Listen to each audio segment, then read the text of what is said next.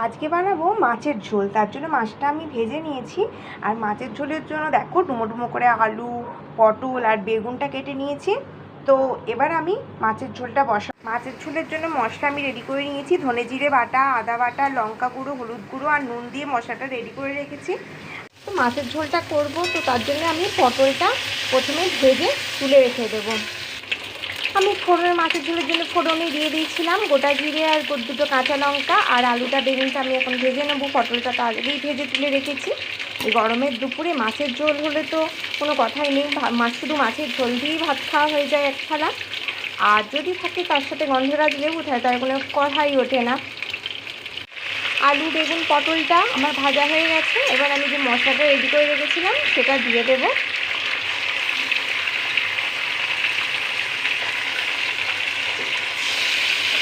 মশলাটা দিয়ে একটু কষিয়ে নেব। মশলাটা আমার পুরো কষানো হয়ে গেছে। এবার দিয়ে দেবো পরিমাণ মতো জল।